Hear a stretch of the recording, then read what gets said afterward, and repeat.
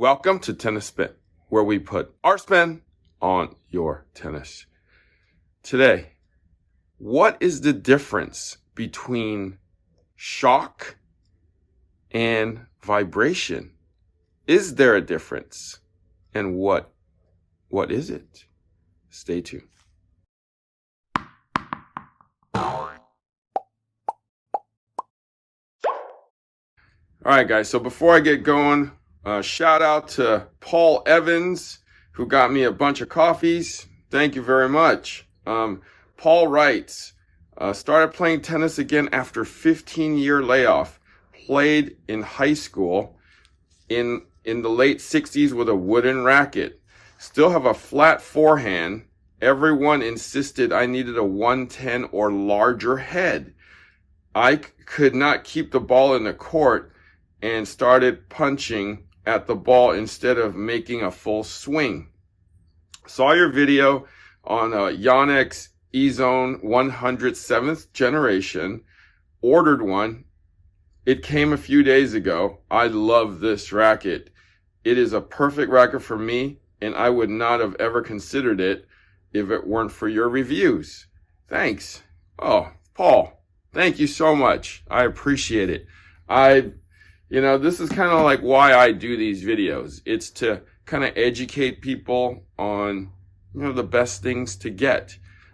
You hit with a flat racket or a kind of a continental swing that you hit pretty flat with. Wooden racket to Yonex E-Zone 100, definitely going to keep the ball in play. 110, a little harder. Oversized, a little harder. So, Paul, thank you so much for the coffee. If anybody else out there are enjoying the videos and want to support the channel, network is buymeacoffee.com/tennis spin. Cheers to you guys. Cheers to Paul. All right. So, actually, hold on. I'm sure. Gotta take some coffee breaks once in a while.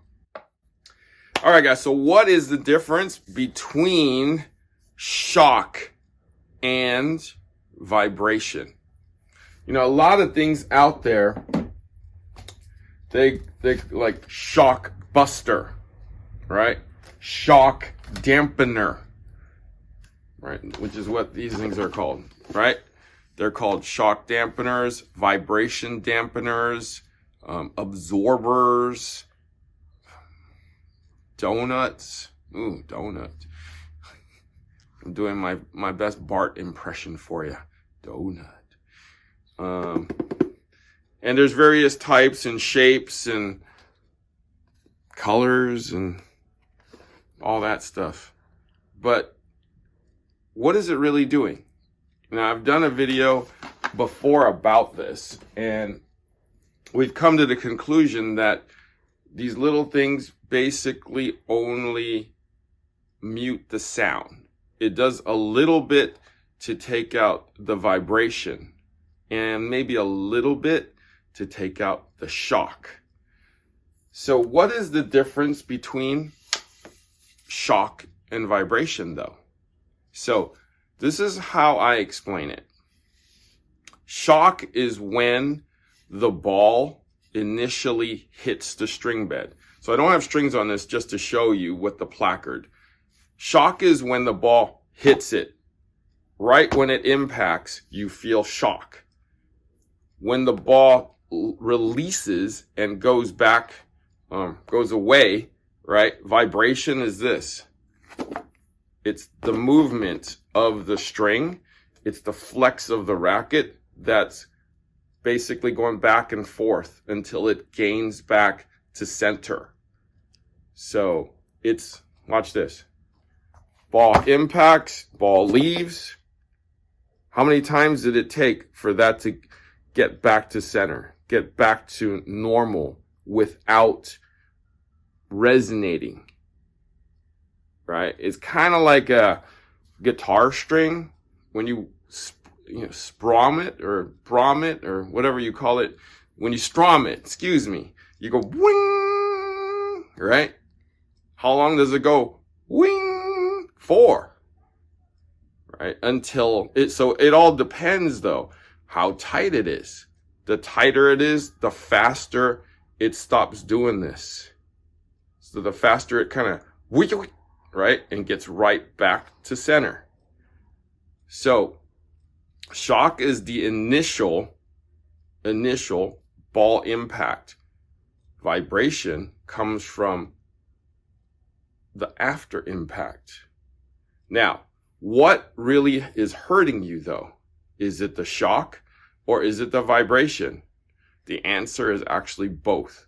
But the shock is probably what's doing more damage, because most people I see, when they come through, they're not coming through, perfectly, like out here, on a, what I call a strong pose, a strong position.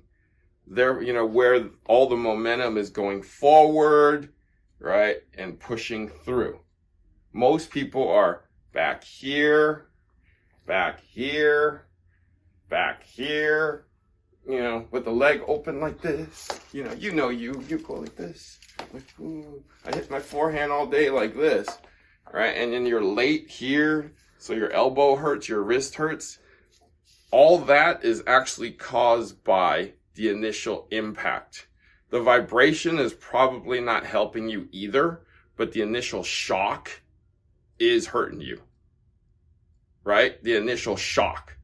So I tell people, like, when they tell me what exactly is, or when they ask me what exactly is shock, I say, imagine you have a baseball bat in your hand.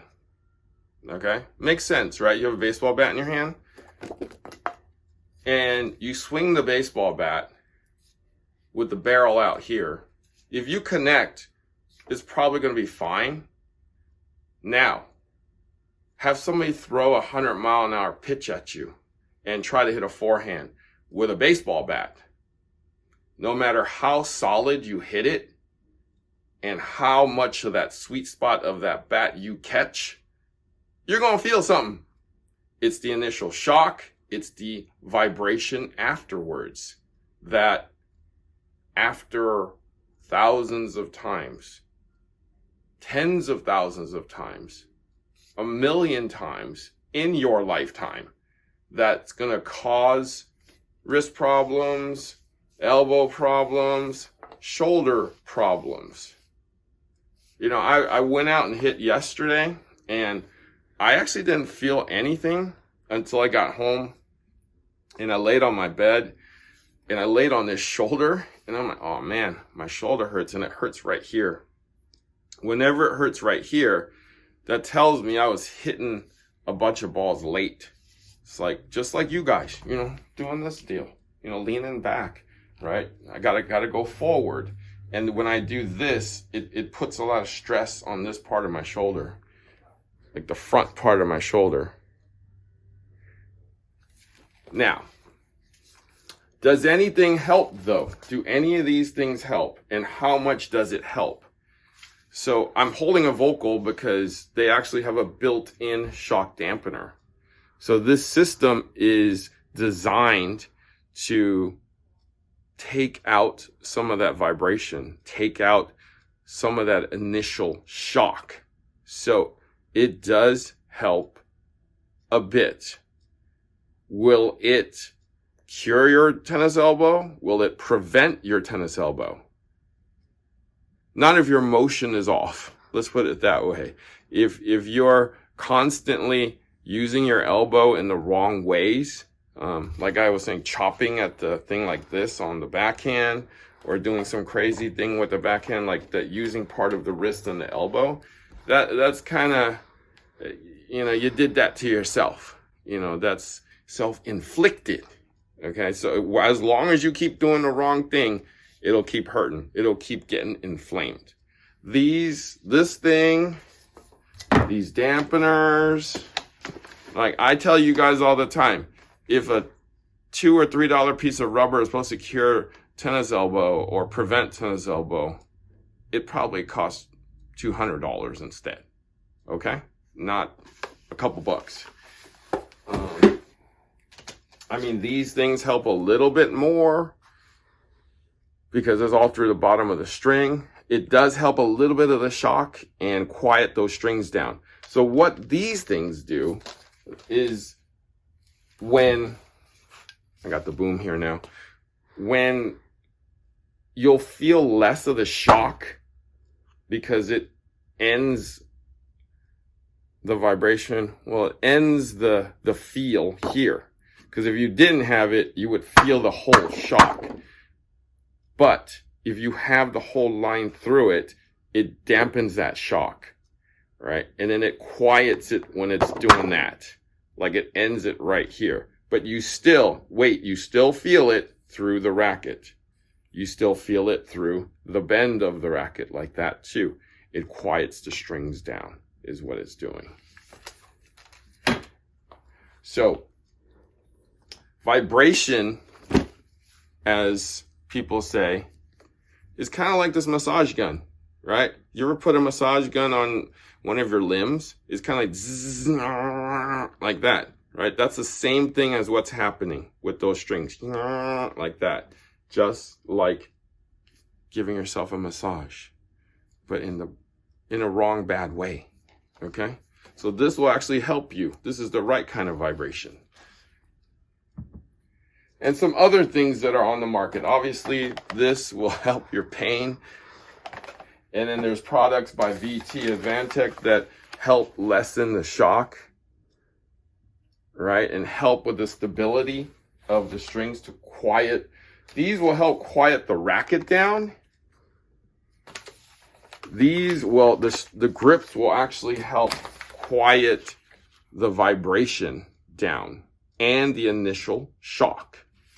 Okay, so all these products that are on the market basically will negate a certain amount of shock and vibration, but it will not cure you.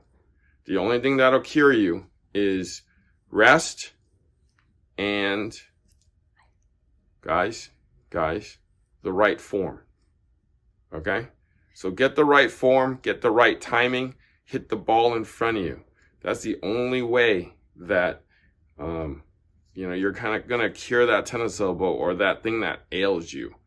Okay, so shock, the initial impact. Vibration is what happens afterwards.